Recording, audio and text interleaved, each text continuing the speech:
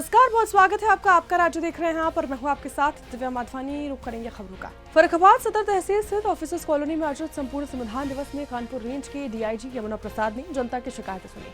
देखिए, इस दौरान जिलाधिकारी डॉक्टर अंकुर लाठर जो हैं और पुलिस अधीक्षक आरती सिंह भी मौजूद रही हैं। संविधान दिवस में कुल 84 शिकायतें प्राप्त हुई, जिनमें सबसे ज्यादा मामले राजस्व विभाग से जुड़े रहे। मौके पर 2 राजस्व शिकायतों का निस्तारण भी किया गया। डीआईजी ने कहा कि राजस्व मामले के त्वरित निपटारे के लिए प्रत्येक थाने में 1 दरोगा और 4 सिपाहियों की विशेष टीम गठित की जाएगी, जिससे जरूरत पड़ने पर तत्काल उपलब्ध कराया जाएगा। और उसके बाद प्रॉपर तरीके से टीमें बना करके सभी जितने एप्लीकेशन हैं उसमें अलग अलग टीमें बना करके भेजने का निर्देश दिया गया।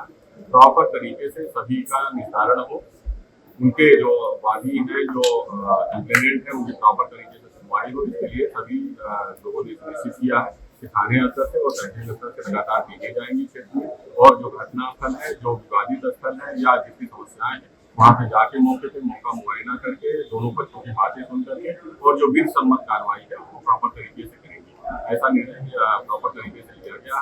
इसी के क्रम में अभी एसपी महोदया ने एक निर्णय लिया कि एक रेवेन्यू टीमें सभी थानों पर बनाई गई है, जिसमें 1 एसआई 4 कांस्टेबल्स होंगे जो रेगुलर रूप से रेवेन्यू कार्य के लिए डेडिकेटेड रहेंगे। जब भी डीएम महोदया को आवश्यकता होगी, लेखपाल स्तर पे, कानूनगो स्तर उसमें उसको डेली बेसिस पे जीडी एंट्री करा करके रवानगी होती रहेगी, जिससे कि आम जनता की जो समस्याएं हैं जमीन संबंधी, भूमि विवाद संबंधी, उसको निस्तारण किया जाए और गुणवत्तापूर्ण निस्तारण किया जाए। इसके लिए एक रेवेन्यू की थाने स्तर पर हमेशा उपलब्ध कराई जाएगी। इस तरीके से जितनी भी एप्लीकेशन है, कंप्लेंट, उसको लगातार निस्तारण में लाया जाएगा और गुणवत्तापूर्ण निस्तारण कराया जाएगा।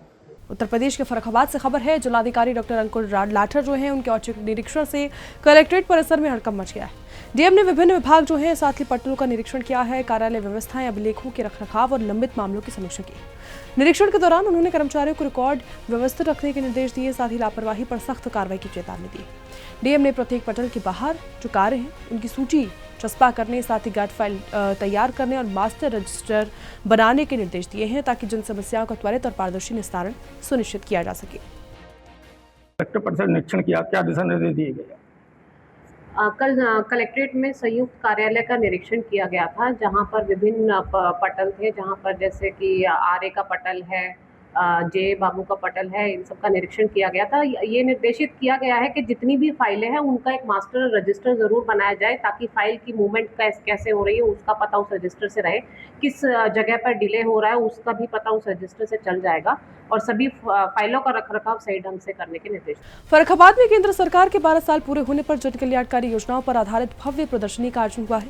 प्रदर्शनी का शुभारंभ प्रभारी मंत्री जयवीर सिंह, जिलाधिकारी डॉक्टर अंकुर लाठर और साथ ही पुलिस अधीक्षक आरती सिंह ने फीता काटकर किया है।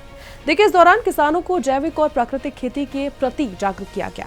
जिलाधिकारी ने यह भी कहा कि रासायनिक उर्वरक जो है उनके ज्यादा उपयोग से भूमि की उर्वरता घट रही है, स्वास्थ्य पर भी प्रतिकूल प्रभाव पड़ रहा है। वहीं मंत्री ने किसानों से टिकाऊ खेती अपनाने की भी अपील की।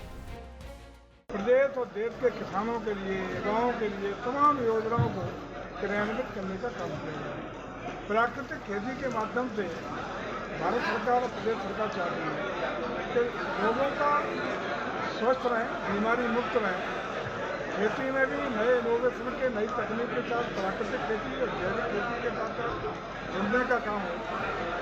ऑर्गेनिक खेती के माध्यम से लोगों के जो तमाम बीमारियां, अनचाही बीमारियां, गंभीर बीमारियां हो रही, उनसे मुक्ति मिले, तो इससे जागरूकता बढ़े और तमाम जो स्कीम्स भारत सरकार और प्रदेश सरकार का उनका लाभ हमारे किसान भाई ले सकें। इसी के दृष्टिगत पूरे प्रदेश और पूरे देश में इस तरह के गोष्ठियाँ और सम्मेलन आयोजित करने का निर्णय लिया गया, जिसके परिप्रेक्ष्य में आज फर्रुखाबाद की इस भूमि पर भी जिला स्तरीय ये आयोजन, गोष्ठी का, किसान गोष्ठी का आयोजन प्राकृतिक खेती को लेकर हुआ है। 12 साल पूरे हुए, इस पर सूचना एवं जनसंपर्क विभाग द्वारा प्रदर्शनी लगाई गई, इसका क्या उद्देश्य है?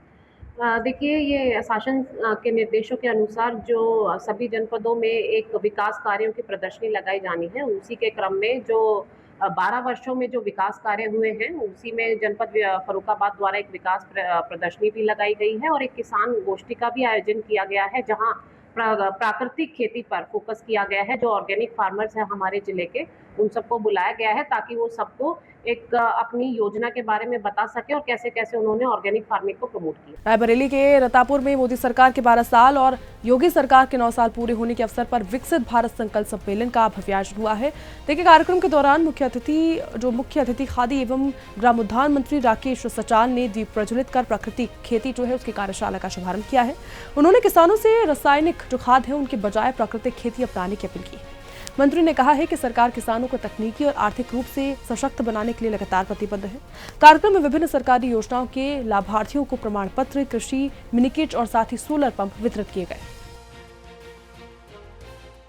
रायबरेली में केंद्र सरकार के 12 वर्ष पूर्ण होने पर और योगी सरकार के 9 वर्ष पूर्ण होने पर एक विकास प्रदर्शनी का आयोजन किया गया है, जिसमें सूबे के मंत्री राकेश सचान प्रतिभाग करेंगे। उनके साथ जिलाधिकारी संजीव कौर रोका भी रहेंगी। फिलहाल आपको बता दें कि इस प्रदर्शनी में जो तरह तरह के विभाग हैं, बेसिक शिक्षा विभाग, कौशल मिशन परियोजना के तहत सभी विभागों को देखा गया है और इसका अभी मंत्री जो राकेश सचान है वो निरीक्षण भी करेंगे। फिलहाल जो केंद्र सरकार के 12 वर्ष पूर्ण होने पर और योगी सरकार के 9 वर्ष पूर्ण होने पर यह विकास प्रदर्शनी का आयोजन रायबरेली में किया गया है। वैभव वाजपेयी, सुदर्शन न्यूज, रायबरेली। केंद्र सरकार के 12 साल पूरे होने पर चलाए जा रहे जन कल्याण एवं जन जागरूकता अभियान के तहत मेरठ विकास खंड के जो फफूड़ा गांव है उसमें रात्रि जन चौपाल का आयोजन हुआ है। कार्यक्रम में उत्तर प्रदेश सरकार के राज्य मंत्री डॉक्टर सोमेंद्र तोमर ने ग्रामीणों से संवाद किया है। केंद्र और प्रदेश सरकार की जन कल्याणकारी जो योजनाएं हैं उनकी जानकारी साझा की। उन्होंने कहा कि प्रधानमंत्री मोदी और मुख्यमंत्री योगी आदित्यनाथ के नेतृत्व में मेरठ जो है वो पूरे प्रदेश में अभूतपूर्व विकास हो रहा है। इस दौरान विभिन्न जो विभाग हैं उनकी प्रदर्शनी का अवलोकन भी किया गया और पूर्व सैनिकों को सम्मानित भी किया गया। केंद्र सरकार के 12 साल पूरे होने के उपलक्ष्य में चलाए जा रहे जन कल्याण एवं जन जागरूकता अभियान के तहत संभल जिले के सभी विकास खंडों में रात्रि चौपालों का आयोजन हुआ है। बता दें आपको, बहजोई विकास खंड के ग्राम मऊकठै जो है उसमें आयोजित चौपाल पे माध्यमिक शिक्षा राज्य मंत्री स्वतंत्र प्रभार गुलाब जो देवी हैं उन्हें ग्रामीणों की समस्याएं सुनी हैं, अधिकारियों को उनके त्वरित समाधान के निर्देश दिए। इस दौरान विभिन्न जो विभाग हैं उन्हें पेंशन, फैमिली आईडी, साथ ही फार्मर रजिस्ट्री, स्वास्थ्य सेवाएं और पीएम सूर्य घर योजना समेत कई जन कल्याणकारी योजनाओं की जानकारी दी। मंत्री ने नशा मुक्त का संदेश दिया और ग्रामीणों से स्वस्थ समाज निर्माण में सहयोग की अपील की। उत्तर प्रदेश के बिजनौर के धामपुर में कथित अवैध निर्माण पर प्रशासन की कार्रवाई के बाद विवाद गहरा गया है। हरिद्वार काशीपुर हाईवे जो है स्थित टीचर्स कॉलोनी में रास्ता अवरुद्ध होने की शिकायतों के बीच राजस्व और पुलिस की संयुक्त टीम ने मजार की विवादित दीवार को हटा दिया है। कार्रवाई के बाद स्थानीय लोग और साथ ही दूसरे पक्ष ने इसका विरोध जताया। चंद्रशेखर आजाद के प्रतिनिधियों ने प्रशासनिक कार्रवाई पर सवाल उठाए, जबकि प्रशासन का कहना है कि कार्रवाई नियमानुसार हुई। एहतियात के तौर पर इलाके में भारी पुलिस बल भी तैनात किया गया है और स्थिति पर लगातार नजर रखी जा रही है। एक्चुअली ये था कि हमारी जगह तो यहाँ पे 2600 वर्ग गज से भी ज़्यादा थी, लेकिन लेकिन लोगों ने सारी जगह हमारी इलीगली कब्जाई हुई थी। आगे भी कई दफ़ा इस बारे में हमारा प्रकरण ये शुरू हुआ है। कई दफ़ा हम लोगों ने सबने मिलकर आवाज़ उठाई थी, लेकिन हमारी आवाज़ ये लोग सब इकट्ठे होकर दबा देते थे हमारी आवाज़। लेकिन आज हम प्रशासन का बहुत धन्यवाद करते हैं जिन्होंने हमारी आवाज़ सुनी और हमें न्याय दिया है। हम तो यही कहेंगे प्रशासन का बहुत बहुत धन्यवाद और उन्हीं का हम शुक्रिया अदा करते हैं कि आज हमें हमारा हक मिल गया है। ये तो प्रशासनिक आधार पे है। हमारे बहुत कार्रवाई चल रही थी। हमने डीएम को भी ज्ञापन दिया था, उनसे एक बार मिले भी, 2 बार एसडीएम से मिले, उन्हें भी ज्ञापन दिया। हमने मुख्यमंत्री पोर्टल पर भी डाला, उन पे हमने उनको चिट्ठी के माध्यम से भी उन्हें सूचित किया और बार बार पोर्टल पे उधर की तरफ से भी फ़ोन आते थे, हम भी करते थे। और इसकी पैमाइश जो है 3 लेखपाल और 1 कानूगो वो आए, तीसरा पटवारी जी थे हाँ, तो तीसरा चौथा दिन है तब वो पैमाइश हुई इसकी पूरे की। हमारी उनसे ये दरख्वास्त थी कि आप इसकी पैमाइश कर लो और पैमाइश करके जितनी ज़मीन इसकी जियारत की है उसमें से जरा सी भी कम मत करो, पूरी की पूरी ज़मीन उन्हें दे दो चिटकूट की है। और शेष ज़मीन जो बचती है उसमें जनहित में कॉलोनी वासियों के लिए सीधा रास्ता जो है पूरब की तरफ में उत्तर से दक्षिण तक कायम कर दो। हरिगढ़ के चंद्रगुप्त हॉस्टल में डिलीवरी के बाद भर्ती एक महिला है, उसकी मौत के बाद हंगामा खड़ा हो गया है। देखिए, परिजनों ने अस्पताल प्रबंधन और डॉक्टर पर इलाज में लापरवाही का आरोप लगाया है। उनका कहना है कि महिला का सिजेरियन ऑपरेशन जो है वो गलत तरीके से किया गया है, जिसके चलते उसकी जान चली गई। घटना के बाद अस्पताल परिसर में तनाव की स्थिति बन गई, जिसके मद्देनजर भारी पुलिस बल को तैनात किया गया। स्वास्थ्य विभाग की टीम ने प्रशासनिक जो प्राथमिक जांच है उसके बाद अस्पताल को सीज कर दिया है। क्षेत्राधिकारी धनंजय सिंह ने इसको लेकर जानकारी दी कि परिजनों की तहरीर के आधार पर मुकदमा दर्ज कर लिया गया है। आगे की कार्रवाई की जाएगी और फिलहाल मामले की जांच जारी है। हरिगढ़ के एटा चुंगी पर चंद्रगुप्त हॉस्पिटल, और मैं आपको बता दूं इस चंद्रगुप्त हॉस्पिटल में जहां पर मैं खड़ा हूं, यहां पर इलाज कर रहा था डॉक्टर शारिक और उसकी पूरी टीम। यहां पर जो महिला मरी है उसकी यहां पर डिलीवरी हुई है, यहां पर गलत तरीके से डिलीवरी की गई, इनका आरोप है परिवार का। हमारे साथ परिवारी जन है, आप बताइए पूरी बात। सर ये हमारी बेटी को खा गया। 13 तारीख को हमारी यहाँ पर बेटी आई थी। इन्होंने बढ़िया करके ऑपरेशन वगैरह सारा काम किया। ऑपरेशन होने के बाद में हमारी बेटी की एकदम लैट्रिन छूट गई, लैट्रिन बंद नहीं हुई। तो ये हमसे बोलने लग गया कि आपकी बेटी के टांके टूट गए, इस वजह से लैट्रिन। फिर इन्होंने पूरी कोशिश की है, इनसे कोई केस नहीं बिगड़ा। फिर ये मलखान सिंह लेके गए, वहां से भी केस बिगड़ गया। फिर इन्होंने ये ऑल इंडिया के लिए रेफर कर दिया। ऑल इंडिया ले जाके वहां पर इन्होंने 10-20 मिनट में जो भी कुछ किया इन्होंने, हम साथ नहीं थे और बच्चे साथ थे हमारे। वहां जाके इन्होंने एडमिट किया तो हमारे पेशेंट से कहा कि जी आप एक्सीडेंट केस बताना। बताइए डिलीवरी का केस हम एक्सीडेंट केस क्यों बताएंगे? एक्सीडेंट केस बताना। हाँ, इन्होंने ये कहा कि एक्सीडेंट केस बताना। हाँ, एक्सीडेंट बताना। वहां जाके एडमिट करा दिया इनको, और वहाँ एडमिट का यही कुछ नहीं था, ये तो फॉर्मेलिटियां पूरी की हैं। और देखो जी, ये पहले भी सीज हुआ है चंद्रगुप्त, इसमें टोटल डॉक्टर मुसलमान हैं। रोड पर जाम लगा रखा है, क्या चाहते हो? हम ये चाहते हैं इस पर बुलडोजर कार्रवाई होनी चाहिए, टोटल स्टाफ अंदर जाना चाहिए, तब हम यहाँ से बॉडी लेके जाएंगे। और ये सीज होना चाहिए और बुलडोजर मांग करते, हमें न्याय चाहिए। परिवार का कहना है कि यहाँ पर चंद्रगुप्त हॉस्पिटल है, सभी डॉक्टर मुसलमान हैं, इस पर बुलडोजर कार्रवाई होनी चाहिए। यहाँ पर पूरे परिवार ने रोड पर जाम लगा रखा है। मैं आपको बता दूं ये जीटी रोड है, यहाँ तक देखिए आप पीछे तक पूरा जाम लगा हुआ है। यहाँ पर रोक रखी है पूरी रोड, यहाँ पर पूरा ट्रैफिक संचालन बंद कर दिया गया है। लेकिन मांग है कि चंद्रगुप्त हॉस्पिटल पर बुलडोजर कार्रवाई हो और जो डॉक्टर शारिक है जिसने केस बिगाड़ा है उस पर कार्रवाई हो। जर्नलिस्ट कमल सिंह के साथ दिवाकर दीक्षित, सुदर्शन न्यूज, हरिगढ़। मेरठ के सेंट्रल मार्केट इलाके में प्रशासन ने बड़ी बुलडोजर कार्रवाई की है, कथित अवैध निर्माण को ध्वस्त कर दिया है। देखिए, इस कार्रवाई के दौरान हिस्ट्री शीटर अमित मिरिंडा जो है उनसे जुड़ी बताई जा रही है संपत्ति समेत 3 निर्माणों पर बुलडोजर चलाया गया है। प्रशासनिक अधिकारियों ने स्पष्ट किया कि यह कार्रवाई न्यायालय के निर्देशों और आधारित प्रक्रिया के तहत की गई है। अभियान के दौरान कुछ दुकानदारों ने विरोध भी जताया, जिससे अधिकारियों के साथ नोकझोंक भी हुई। भारी पुलिस बल की मौजूदगी में कार्रवाई पूरी की गई। प्रशासन ने कहा है कि अवैध कब्जों के खिलाफ अभियान आगे भी जारी रहेगा। धर्मनगरी मथुरा के विश्व प्रसिद्ध ठाकुर द्वारकाधीश मंदिर में नौका विहार उत्सव भक्ति और साथ ही दिव्यता के माहौल में धूमधाम से खत्म हुआ है। मंदिर परिसर को आकर्षक विद्युत सजा से सजाया गया है, जिसने श्रद्धालुओं का मन मोह लिया है। विशेष रूप से तैयार किए गए जो जलकुंड है उसमें कोच निमित्त नौका पर विराजमान ठाकुर द्वारकाधीश महाराज ने भक्तों को दिव्य दर्शन दिए। गोस्वामी डॉक्टर वागीश कुमार जी महाराज के जन्मोत्सव के उपलक्ष्य में आयोजित इस उत्सव में सुबह से विभिन्न झांकियां सजाई गई। जय श्री द्वारकाधीश जय घोष के पूरे इससे मंदिर गूंज उठा। देखिए, बड़े ही आज हर्ष का विषय है कि हमारे मंदिर के जो गोस्वामी है श्री श्री 108 डॉक्टर वागीश कुमार जी महाराज, जो वर्तमान में तृतीय पीठाधीश्वर हैं और काकरौली नरेश के नाम से लोग उनको जाना जाता है, उनका आज 61वां जन्मदिन है। और उनका जन्मदिन उनके जितने भी मंदिर भारतवर्ष में हैं, करीब करीब मैं समझता हूँ 275 मंदिर उनके भारतवर्ष में हैं, तो सभी मंदिरों में उनका जन्मदिन मनाया जा रहा है।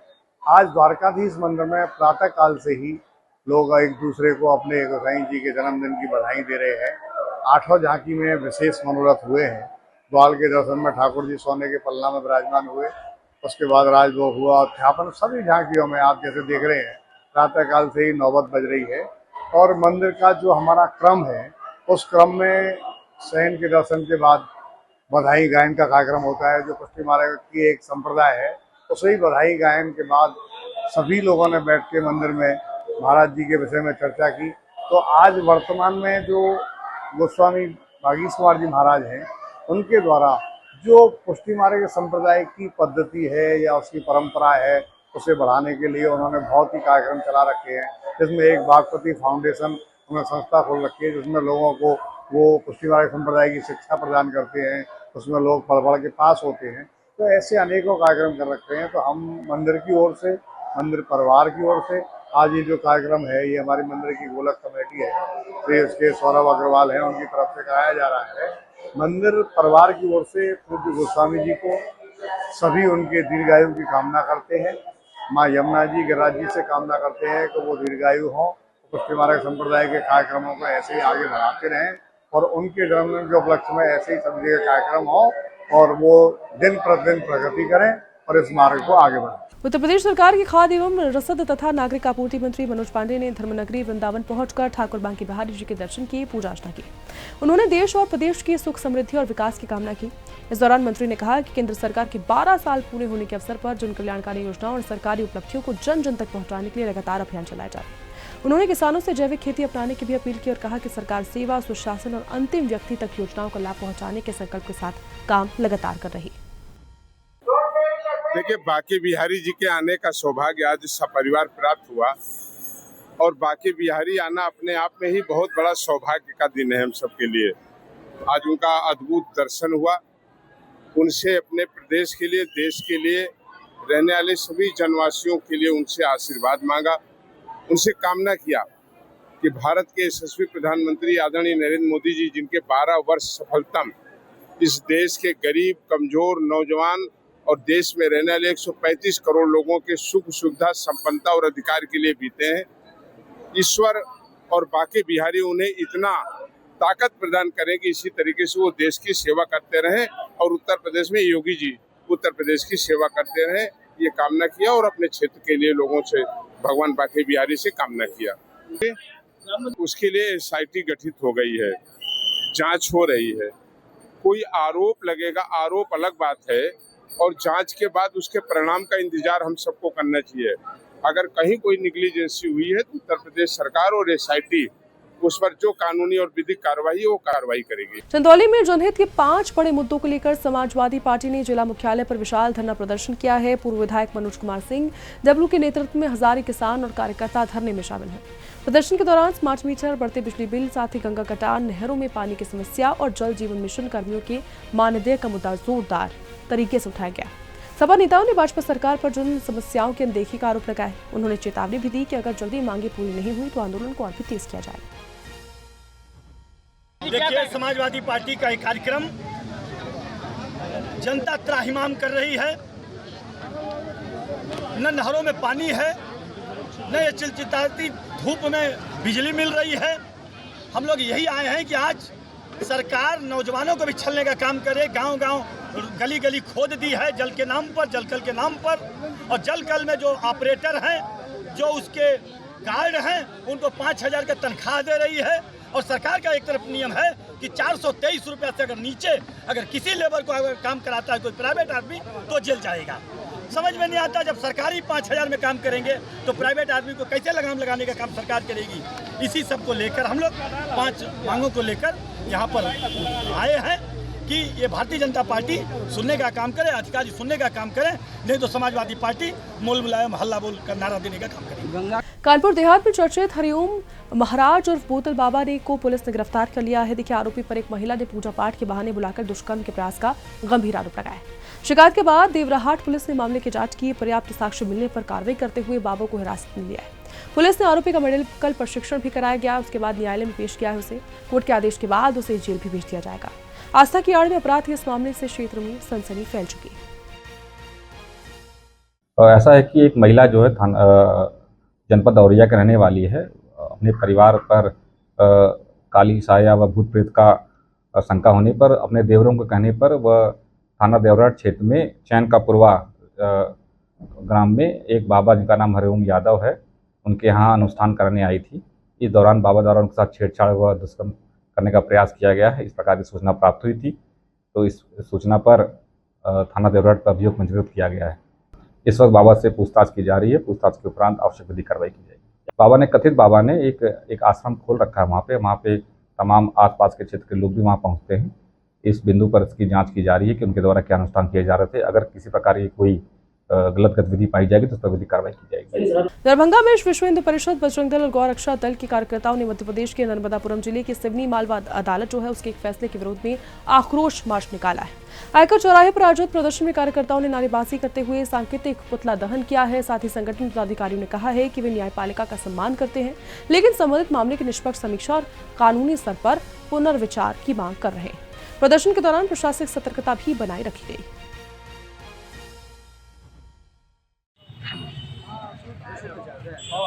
मैं दरभंगा के मिथिला की हृदय स्थली से मध्य प्रदेश के डिस्ट्रिक्ट जज तबस्सुम खान की जो निर्णय आई है 14 गौरक्षकों को आजीवन कारावास का, मैं उसका घोर निंदा करता हूं और मध्य प्रदेश के सरकार से मांग करता हूं कि हमारे देश के जो गौरक्षक हैं उनको अविलंब न्यायिक प्रतिक्रिया से जेल से रिहा किया जाए।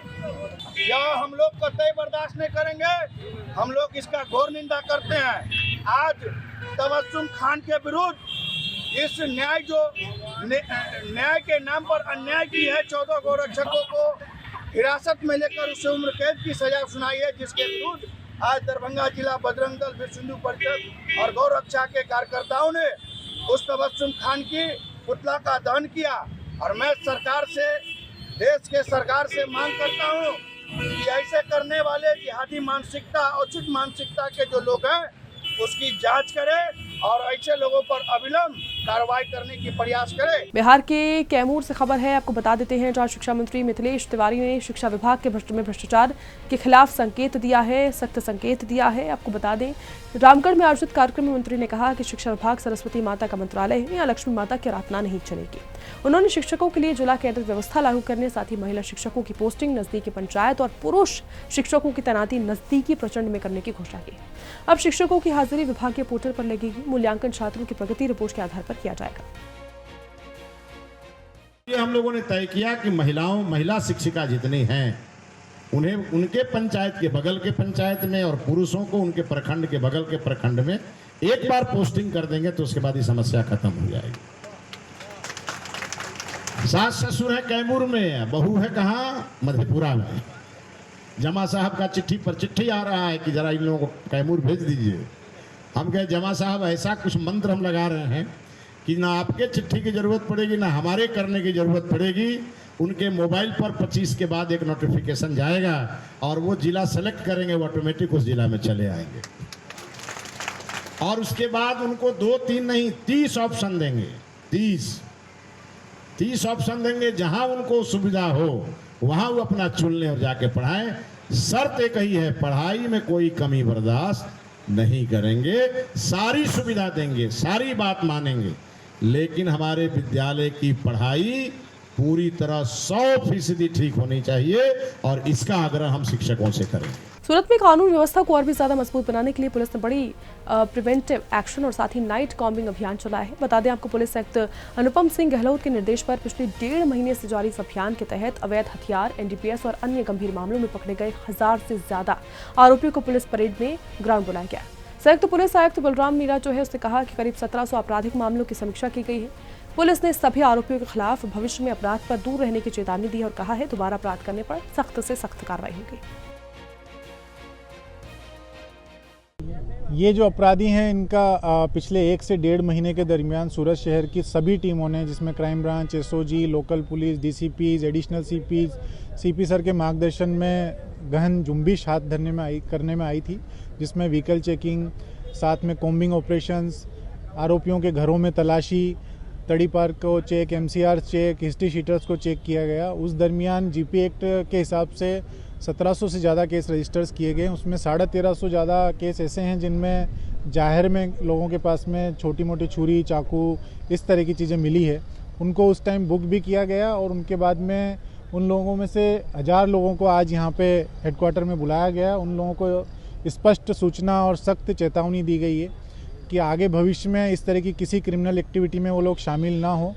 अगर उन्होंने कोई भी क्राइम किया है तो आज उनके खिलाफ प्रिवेंटिव एक्शन लिया जाएगा। सामूहिक रूप से यहाँ पे हमने कलेक्टर साहब से रिक्वेस्ट करके एडिशनल एग्जीक्यूटिव मजिस्ट्रेट्स की व्यवस्था की है, लेकिन अब भविष्य में इनकी सारी की सारी रिकॉर्ड कीपिंग के बेसिस पे इनको क्रॉस चेक करते रहेंगे और इनको हम रडार में रखेंगे। भविष्य में इनकी कोई भी गतिविधि अगर हमारे ध्यान पे आती है तो हम बहुत स्ट्रिक्ट एक्शन लेंगे। राजस्थान के 12 जिले के छबड़ा तहसील स्थित राजकीय उपजिला चिकित्सालय में चिकित्सकों पर गंभीर आरोप लगते हुए परिवारवाद सामने आए। शिकायत में कहा गया है कि कुछ चिकित्सक लंबे समय से एक ही स्थान पर पदस्थ हैं। कथित राजनीतिक रसूख के कारण उनका तबादला नहीं हुआ। परिवारवाद जो है उसमें आरोप लगाया गया कि शिकायतकर्ता द्वारा पूर्व में दर्ज कराई गई शिकायत के बाद उसके खिलाफ झूठी एफआईआर दर्ज कराई गई, जिससे उसे मानसिक रूप से प्रताड़ित किया गया। शिकायत वापस लेने का दबाव बनाया गया। आरोपों में कहा गया है कि स्थानीय स्तर पर निष्पक्ष जांच प्रभावित हो रही है क्योंकि संबंधित जो अधिकारी हैं उनकी मिलीभगत की आशंका जताई गई। शिकायतकर्ता ने पूरे मामले की उच्च स्तरीय जांच, साथ ही जिम्मेदारियों पर कार्रवाई और निष्पक्ष स्थानांतरण नीति लागू करने की मांग की। फिलहाल ये मामला प्रशासनिक जांच के दायरे में बताया जा रहा है और आगे की कार्रवाई संबंधित उच्च अधिकारियों के निर्णय पर ही निर्भर करेगी। तो फिलहाल के लिए आपका राज्य में इतना ही। देश दुनिया की तमाम खबरों के लिए आप लगातार देखते रहिए सुदर्शन न्यूज। नमस्कार।